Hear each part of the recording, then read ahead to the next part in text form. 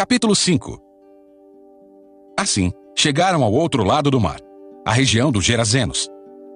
Quando Jesus desembarcou, imediatamente um homem possuído por um espírito impuro saiu do cemitério e veio ao seu encontro. Esse homem morava entre as cavernas, usadas como túmulos, e ninguém conseguia detê-lo, nem mesmo concorrentes. Sempre que era acorrentado e algemado, quebrava as algemas dos pulsos e despedaçava as correntes dos pés. Ninguém era forte o suficiente para dominá-lo. Dia e noite vagava entre os túmulos e pelos montes, gritando e cortando-se com pedras. Quando o homem viu Jesus, ainda a certa distância, correu ao seu encontro e se curvou diante dele. Então soltou um forte grito. Por que vem me importunar, Jesus, Filho do Deus Altíssimo? Em nome de Deus, suplico que não me torture. Pois Jesus já havia falado ao espírito. Saia deste homem, espírito impuro. Jesus lhe perguntou, qual é o seu nome? Ele respondeu, meu nome é Legião, porque há muitos de nós dentro deste homem. E os espíritos impuros suplicaram repetidamente que ele não os enviasse a algum lugar distante. Havia uma grande manada de porcos pastando num monte ali perto. Mande-nos para aqueles porcos, imploraram os espíritos. Deixe que entremos neles. Jesus lhes deu permissão. Os espíritos impuros saíram do homem e entraram nos porcos. E toda a manada, cerca de 2.000 porcos, se atirou pela encosta íngreme do monte para dentro do mar e se afogou. Os que cuidavam dos porcos fugiram para uma cidade próxima e para seus arredores, espalhando a notícia. O povo correu para ver o que havia ocorrido. Chegaram até onde Jesus estava e viram um homem que tinha sido possuído pela legião de demônios. Estava sentado ali, vestido e em perfeito juízo, e todos tiveram medo. Então os que presenciaram os acontecimentos contaram aos outros o que havia ocorrido com o homem possuído por demônios e com os porcos. A multidão começou a suplicar que Jesus fosse embora da região. Quando Jesus entrava no barco, o homem que tinha sido possuído por demônios implorou para ir com ele. Jesus, porém, não permitiu e disse, volte para sua casa e para sua família e conte-lhes tudo o que o Senhor fez por você, e como ele foi misericordioso.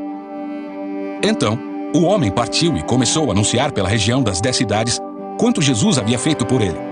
E todos se admiravam do que ele dizia. Jesus entrou novamente no barco e voltou para o outro lado do mar, onde uma grande multidão se juntou ao seu redor na praia. Então, chegou um dos líderes da sinagoga local, chamado Jairo. Quando viu Jesus, prostrou-se a seus pés e suplicou repetidas vezes. Minha filhinha está morrendo. Por favor, venha e ponha as mãos sobre ela. Cure-a para que ela viva. Jesus foi com ele, e todo o povo o seguiu, apertando-se ao seu redor. No meio da multidão, estava uma mulher que havia 12 anos sofria de hemorragia. Tinha passado por muitas dificuldades nas mãos de vários médicos e, ao longo dos anos, gastou tudo o que possuía, sem melhorar. Na verdade, havia piorado. Tendo ouvido falar de Jesus, aproximou-se por trás dele no meio da multidão e tocou em seu manto, pois pensava, se eu apenas tocar em seu manto, serei curada. No mesmo instante, a hemorragia parou, e ela sentiu em seu corpo que tinha sido curada da enfermidade. Jesus imediatamente percebeu que dele havia saído poder. Por isso, virou-se para a multidão e perguntou, quem tocou em meu manto? Seus discípulos disseram, veja a multidão que o aperta de todos os lados. Como o Senhor ainda pergunta, quem tocou em mim? Jesus, porém, continuou a olhar ao redor para ver quem havia feito aquilo. Então a mulher, assustada e tremendo pelo que lhe tinha acontecido, veio e, ajoelhando-se diante dele, contou o que havia feito. Jesus lhe disse, filha, sua fé a curou. Vá em paz. Seu sofrimento acabou. Enquanto Jesus ainda falava com a mulher, chegaram mensageiros da casa de Jairo, o líder da sinagoga, e lhe disseram, sua filha morreu. Para que ficar incomodando o mestre? Jesus, porém, ouviu essas palavras e disse a Jairo, não tenha medo, apenas creia. Então Jesus deteve a multidão e não deixou que ninguém o acompanhasse, exceto Pedro, Tiago e João, irmão de Tiago. Quando chegaram à casa do líder da sinagoga, Jesus viu um grande tumulto, com muito choro e lamentação. Então entrou e perguntou, por que todo esse tumulto e choro?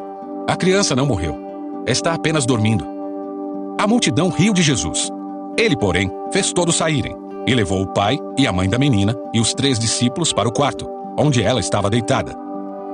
Segurando-a pela mão, disse-lhe, Talita, come, que quer dizer, menina, levante-se. A menina, que tinha 12 anos, levantou-se de imediato e começou a andar. Todos ficaram admirados. Jesus deu ordens claras para que não contassem a ninguém o que havia acontecido e depois mandou que dessem alguma coisa para a menina comer.